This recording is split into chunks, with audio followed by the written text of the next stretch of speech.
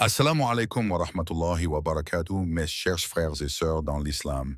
Qu'Allah vous accorde paix, lumière et sagesse. Bienvenue sur Islam en vérité, la chaîne où la lumière de l'âme rencontre la sagesse divine. Si vous êtes en quête de sens, de guidance et de paix intérieure, abonnez-vous dès maintenant.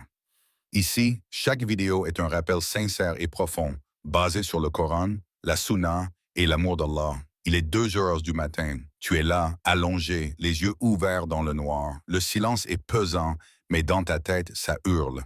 Une facture à payer, un loyer en retard. Ta famille qui dort pendant que toi, tu cherches une solution, une sortie. Tu ouvres ton application bancaire une fois de plus, comme si un miracle allait apparaître sur l'écran. Mais non, toujours le même sol, un vide numérique, un zéro glacé qui te transperce. Et là, ton cœur se serre.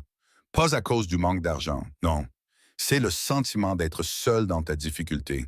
C'est la voix dans ta tête qui te murmure. Tu es en train de perdre pied. Allah t'a-t-il abandonné? Mais cette voix, tu dois l'éteindre. Parce que le manque n'est pas un rejet. C'est un langage divin, un rappel silencieux. Regarde autour de toi. Tout est entre ses mains. Le soleil se lève chaque jour sans ton aide. L'air entre dans tes poumons alors que tu ne l'as jamais mérité. Ton cœur bat sans que tu lui ordonnes de battre. Et pourtant, parfois, tu crois que le manque d'argent est le signe que tu es seul? Non. C'est un appel déguisé. Un appel à revenir à la source de toute abondance. Un appel à abandonner la dépendance aux causes pour renouer avec le créateur des causes. Tu crois que c'est une punition, mais en vérité, c'est une invitation à redescendre de ton illusion d'autosuffisance. Car nous vivons dans un monde où l'on croit que le travail, les contacts, les diplômes ou les efforts sont les vrais générateurs de subsistance. Et quand tout cela s'écroule, Allah te montre la vérité.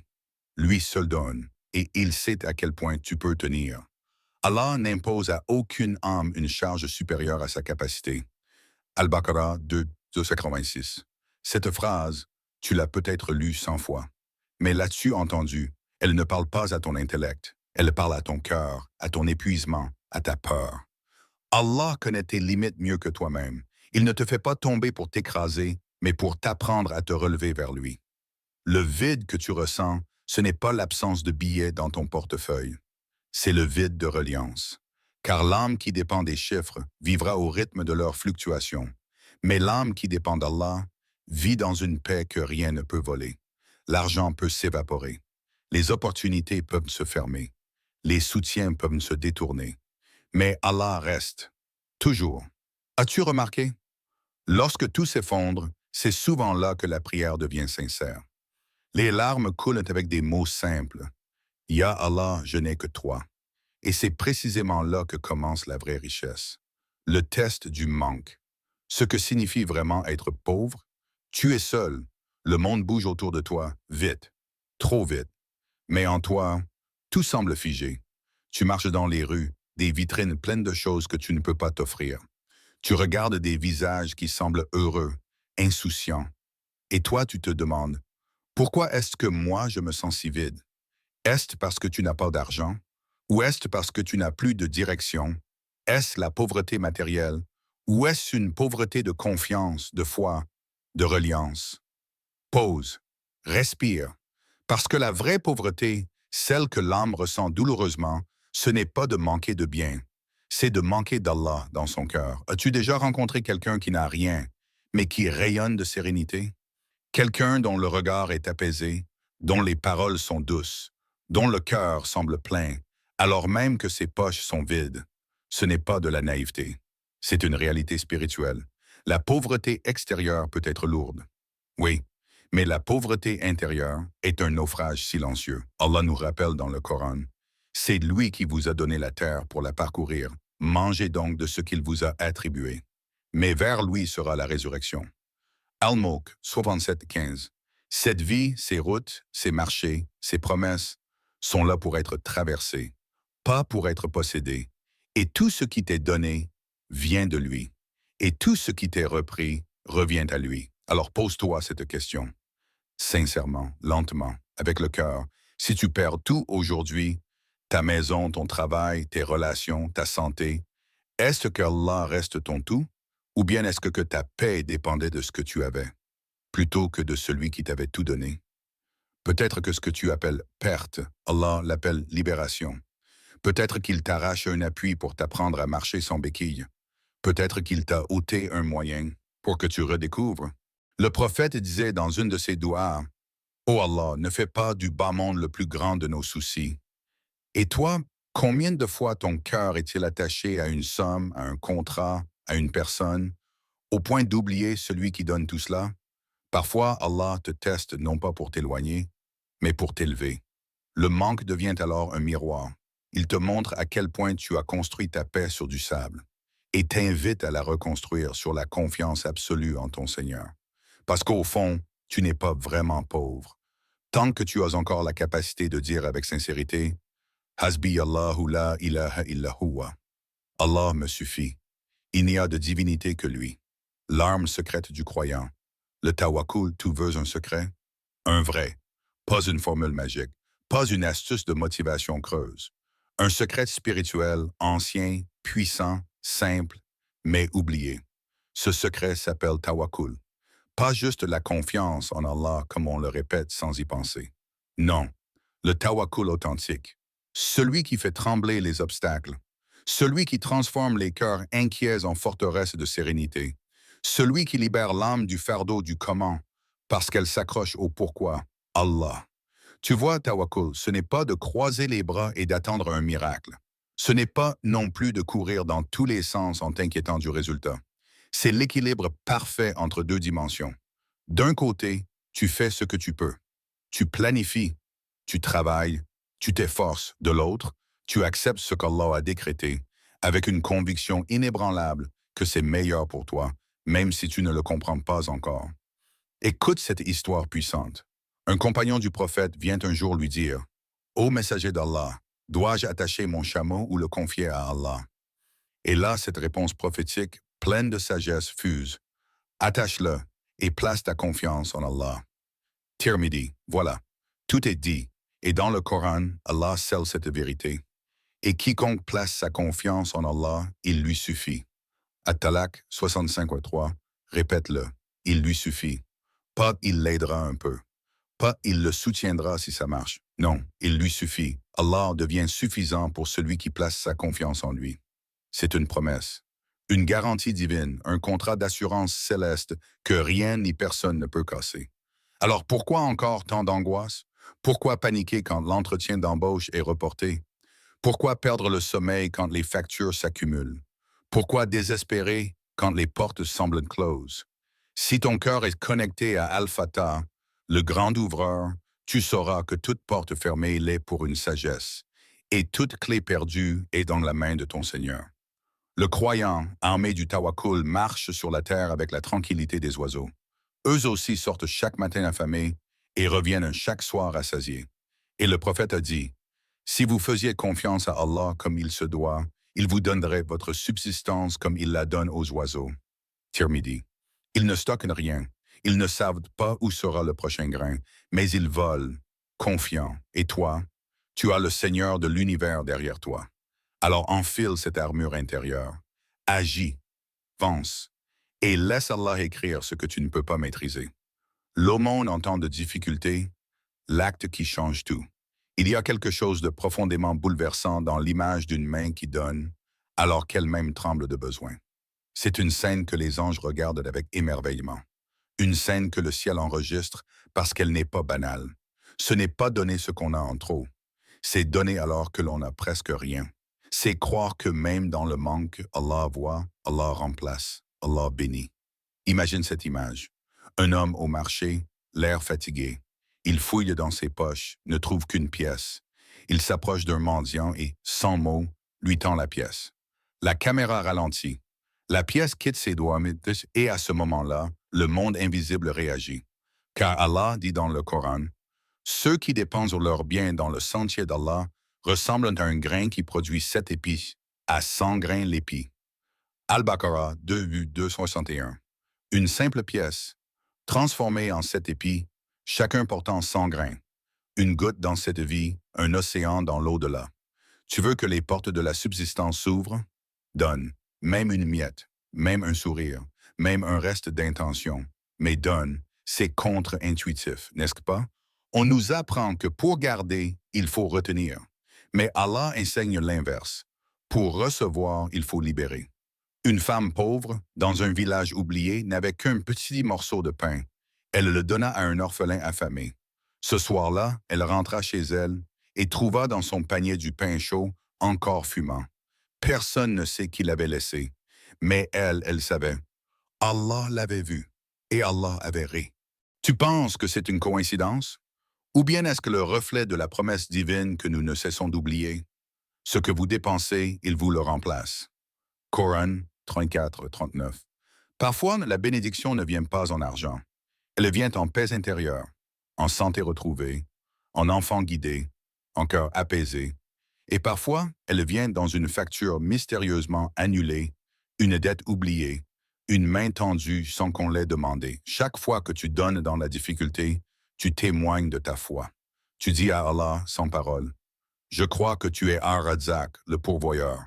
Je te fais confiance. Je donne et je te laisse gérer la suite. Et Allah aime cette foi-là. La foi qui se manifeste dans l'action discrète, dans le sacrifice silencieux, dans le geste invisible aux yeux du monde, mais éclatant de lumière dans les registres célestes. Regarde ta main.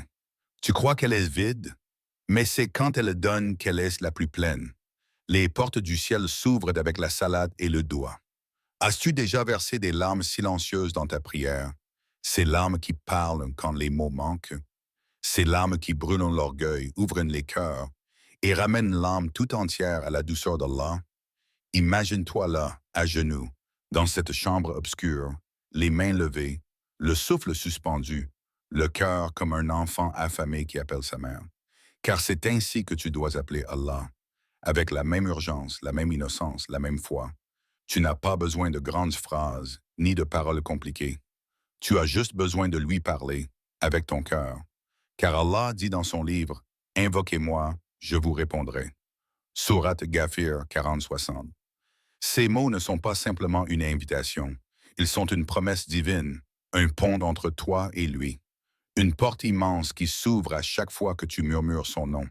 Et sais-tu que la nuit, quand le monde dort, Allah descend au ciel le plus bas, plus proche que ta propre respiration, plus tendre que la caresse d'une mère, et il demande, « Qui m'invoque pour que je lui réponde? Qui me cherche pour que je le guide? Qui me pleure pour que je le console? » Muslim, il attend. Toi, moi, chacun. Dans ce silence sacré, tout est possible. La détresse devient espoir. Le doute devient lumière. La faiblesse devient force. Les anges s'alignent, les cieux s'ouvrent et les réponses commencent à arriver.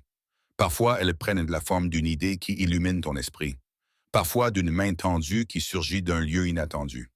Parfois d'un cœur apaisé qui trouve enfin la paix. La salade n'est pas qu'un rituel. C'est l'ascenseur de l'âme, le dialogue intime avec le Créateur, le moment où tout ce que tu portes en toi se dépose sans crainte. Et le doigt, cette supplication humble, cette parole qui sort des tréfonds, c'est la clé des miracles. Alors, quand la peur te serre, quand le manque te déchire, pose-toi là, devant Allah. Laisse couler tes larmes, même si elles sont amères. Parle-lui comme l'enfant affamé qui sait que seule sa mère peut le nourrir. Il est là. Il t'écoute. Et ses portes s'ouvrent lentement, sûrement, comme un soleil levant sur ta vie assombrie. Histoire vraie, le marchand ruiné devenu riche par une seule prière. Il était une fois un homme, un marchand prospère, connu pour son honnêteté et sa générosité. Mais un jour, les affaires tournèrent mal. Les dettes s'accumulèrent, les clients disparurent, et la chance sembla le fuir. Rapidement, ce marchand perdit tout. Sa maison, ses biens, son commerce. Il se retrouva dans la rue, seul face à une réalité brutale. Ce vide, ce silence, ce poids étaient bien plus lourds que la pauvreté matérielle. Une nuit, alors que l'obscurité enveloppait la ville, il s'agenouilla, la tête basse, les mains ouvertes vers le ciel, et prononça ces mots simples mais lourds de sincérité. « Ya Allah, tu es le seul qui me reste. Donne-moi ce dont j'ai besoin, pas ce que je veux. » Il ne demanda pas la richesse immédiate, ni la facilité immédiate. Il demanda la subsistance nécessaire, la guidance et la force intérieure. Car il avait compris que son épreuve n'était pas une fin, mais un commencement. Cette nuit-là, son cœur trouva une paix nouvelle, douce, comme un baume sur une blessure profonde. Il se coucha, épuisé, sans savoir ce que le lendemain lui réserverait. Mais le lendemain, le miracle se produisit.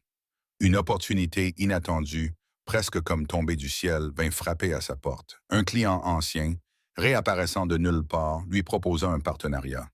Une nouvelle affaire, une chance de repartir à zéro. Le marchand, avec foi et gratitude, saisit cette main tendue. Au fil des jours, il reconstruit ce qu'il avait perdu, mais cette fois, avec une sagesse et une humilité qui le transformèrent.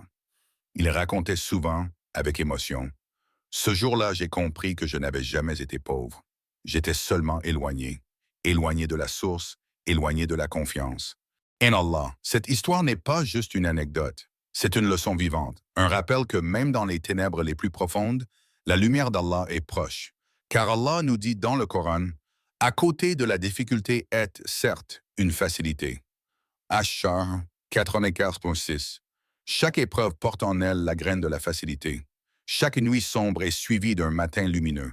Chaque perte peut précéder un gain, si seulement nous gardons la foi, et que nous nous tournons vers Allah avec sincérité.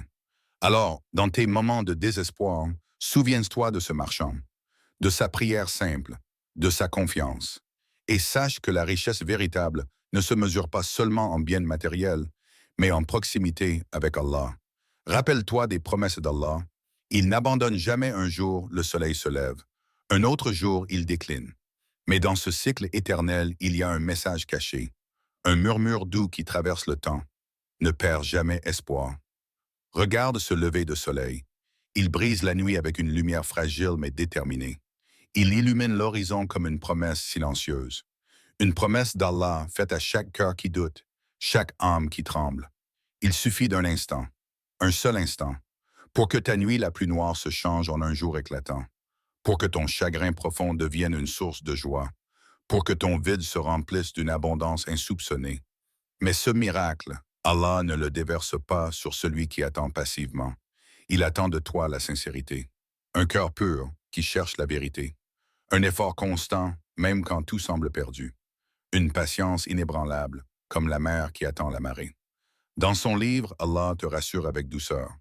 Quiconque, homme ou femme, fait une bonne œuvre tout en étant croyant, nous lui ferons vivre une bonne vie. An-Nahl 16,97. Tu entends ce nous? Ce nous est la promesse d'un soutien divin, d'un amour infiniment plus grand que tout ce que tu peux imaginer. Ce nous te rappelle que tu n'es jamais seul. Dans chaque pas que tu fais vers Allah, même minuscule, il y a une lumière qui grandit, un espoir qui s'enracine, une force qui te transforme. Alors, quand tu te sens à bout, quand l'absence de richesse te fait douter, souviens-toi de ce lever de soleil. Souviens-toi que la nuit finit toujours, que la lumière revient. Les promesses d'Allah ne sont pas des mots vides, elles sont des ponts entre ta douleur et ta délivrance. Elles sont là, gravées dans le cœur des croyants sincères. Rappelle-toi, il n'abandonne jamais. Il est toujours là, derrière chaque épreuve, préparant le terrain pour un renouveau. Ce que tu dois faire aujourd'hui. Parfois, face à l'adversité, on se sent paralysé. Le cœur lourd, l'esprit embrouillé, on ne sait pas par où commencer. Mais il existe des actions simples, puissantes, que tu peux poser dès maintenant. Des gestes qui, lorsqu'ils sont faits avec foi, ouvrent les portes de la bénédiction. Voici 3 actions concrètes que tu peux faire aujourd'hui sans attendre. Donne même un tout petit peu. Oui, même 1 euro. Peu importe la somme, ce qui compte, c'est l'intention pure. Donner en secret sans attendre de reconnaissance. Cela peut être une pièce glissée discrètement dans la main d'un nécessiteux, un repas offert à quelqu'un dans le besoin, ou un simple geste de générosité envers ton entourage. Car comme Allah dit dans le Coran, les bienfaits d'Allah ne se comptent pas. Prie Salat al-Duha, la prière du matin. Cette prière est une source immense de bénédiction. Elle illumine ta journée, ouvre les portes de la subsistance et te rapproche d'Allah dans la sérénité du matin. Fais-la avec dévotion, même si c'est seulement 2 rak'at. Commencer ta journée ainsi, c'est inviter la lumière dans ta vie. Fais doua avec les noms d'Allah Ar-Razzaq, le pourvoyeur, et Al-Karim, le généreux. Invoque-le en te rappelant sa grandeur et sa bonté infinie. Dis, Ya Ar-Razzaq, ouvre pour moi les portes de ta subsistance.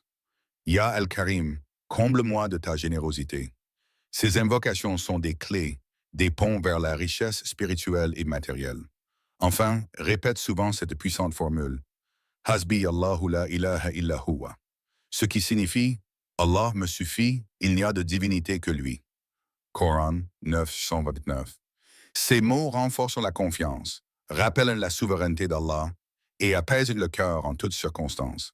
Aujourd'hui, prends la décision d'agir, de ne pas te laisser envahir par le découragement. Souviens-toi que la puissance n'est pas dans la taille de l'acte, mais dans la sincérité du cœur. Allah regarde ce que tu fais, même dans l'invisible. Il compte chaque pas, chaque geste, chaque parole prononcée avec foi. Alors, fais ces trois choses et observe ce qu'Allah va faire. Avec lui, tout est possible. Allah veut ton cœur, pas ton portefeuille, tu n'es pas pauvre. Ce mot « pauvre » porte souvent un poids que la société donne, mais Allah regarde